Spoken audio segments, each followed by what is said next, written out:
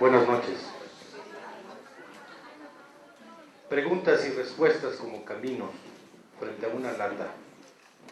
El SUB recibe del teniente coronel insurgente Moisés una lata de conocido refresco de cola, a la que se le ha quitado la marca.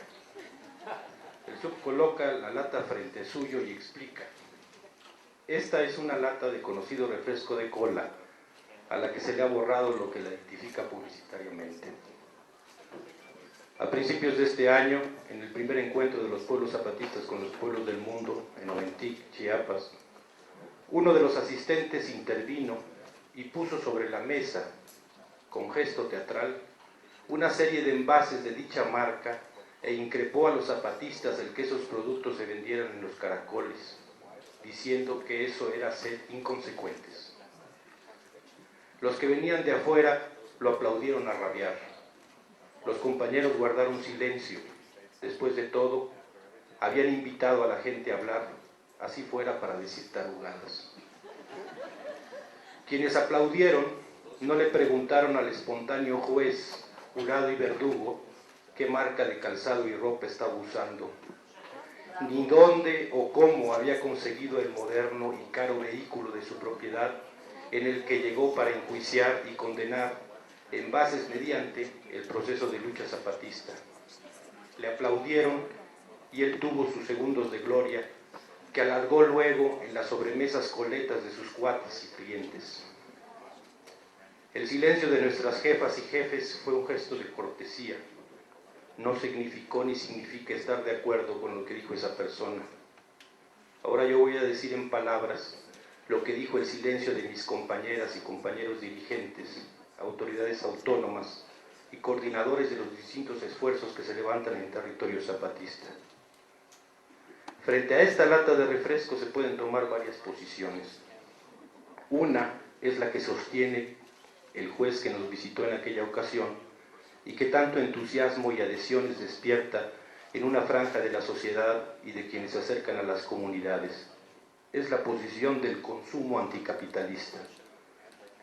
Consiste en atacar al capitalismo en el consumo, es decir, no consumir determinados productos. Una posición valedera, respetable y sobre todo saludable. Hay otra forma de anticapitalismo que ataca en la esfera de la circulación, es decir, no se adquieren los productos en los grandes consorcios comerciales, sino que se promueve y alienta el pequeño y mediano comercio, el comercio ambulante, las cooperativas y colectivos.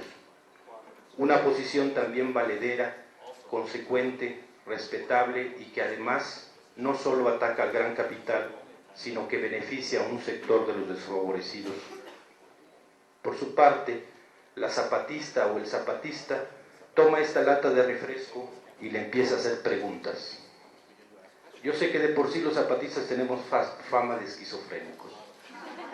Por ejemplo, cuando hablamos individualmente no usamos el yo, mi, me, conmigo, sino que usamos la primera persona del plural, nosotros. Pero aquí no se trata de haber llegado al extremo de pretender sostener un diálogo con una lata de refresco, sino de algo más sencillo. Se trata de preguntarle a la lata quién la produjo y quién la transportó. Puesto que la lata guarda un empecinado silencio, el zapatista se responde a sí mismo. Otro signo de esquizofrenia, dirán algunos. La lata, se responde el zapatista, la produjo un obrero o una obrera, en una planta que es propiedad de un patrón, y la transportó un empleado. Un choferólogo, dirían los compas de la realidad, recordando la anécdota que contó el teniente coronel insurgente Moisés en aquella ocasión. La transporta en un camión que es propiedad del mismo patrón. Y entonces, esa obrera, ese obrero o empleado, recibe un salario, pero no es todo lo que se gana con la lata de refresco.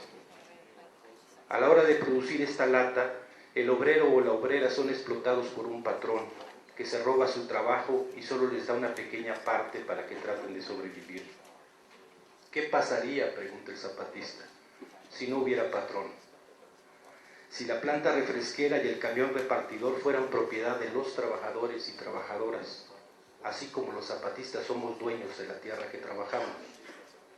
La zapatista se responde: los los trabajadores no solo tendrían más paga y vivirían mejor, también serían dueños de su destino y empezarían a pasar muchas cosas en ellos. La problema sería muy grande, pero sería otro problema, una más mejor, más democrática, más libre, más justa. El zapatista y la zapatista toman entonces una decisión, y esta consiste en tratar de unirse con esa obrera, con ese empleado, para organizarse y juntos luchar por quitarles a los patrones la propiedad de los medios de producción, sea de producción de refrescos, o de luz, o de autos, o de ropa, o de zapatos, o de todo. Para hacer esto, los zapatistas sacan su pensamiento en la sexta declaración de la Selva Lacandona y dicen claro: el problema del capitalismo es que unos pocos son dueños de todo y unos muchos son dueños de nada, y eso debe cambiar, debe ponerse de cabeza, subvertirse, voltearse. O sea que los zapatistas deciden ser anticapitalistas, atacando la propiedad de los medios de producción. Esa persona que juzgó y condenó, quienes le aplaudieron, y algunas y algunos de quienes nos miran, escuchan y leen, piensan que nuestro anticapitalismo no es consecuente, que el suyo es mejor y sobre todo más visible, más inmediato y sobre todo más presumible a la hora de hablar de ser consecuentes. Nosotros solo decimos que el nuestro es un anticapitalismo más modesto, es el que apunta al corazón mismo del sistema. Podrán cambiarse los hábitos de consumo de una sociedad o las formas y medios para circular las mercancías, pero si no cambia la propiedad de los medios para producir, si no desaparece la explotación del trabajo, el capitalismo seguirá vivo y actuante. Pero aún así no basta. Hace algunos años, antes de las leyes revolucionarias y el inicio de nuestra guerra, en las comunidades más alejadas en la selva lacandona, era practicado un método para producir bebidas alcohólicas. Con caña, o maíz, o plátano fermentados, se puede producir trago, o posh, como lo llaman de broma los compañeros y compañeras. Posh quiere decir medicina.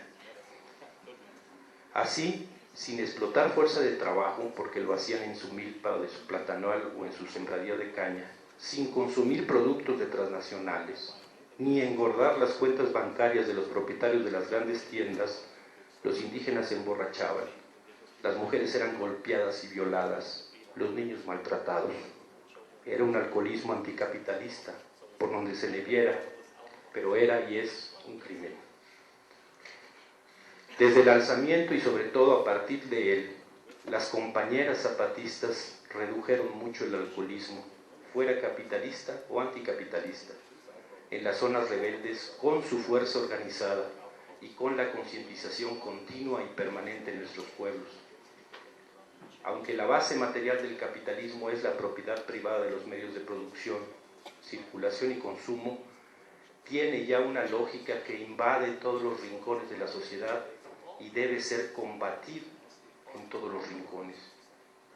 Así como muchas cosas han cambiado o empezado a cambiar en tierras zapatistas y otras tantas faltan de transformarse, así será la sociedad que construimos. Todos los esfuerzos actuales de anticapitalismo son respetables y tienen su importancia, así como lo son y tienen todas las luchas grandes o pequeñas que se hacen y harán para hacer del nuestro un país donde ya no sea un dolor o una vergüenza ser indígena, niño o niña, mujer o joven, anciano o anciana, diferente en la sexualidad, o ser cualquiera de todas las diferencias que hay y habrá en la humanidad.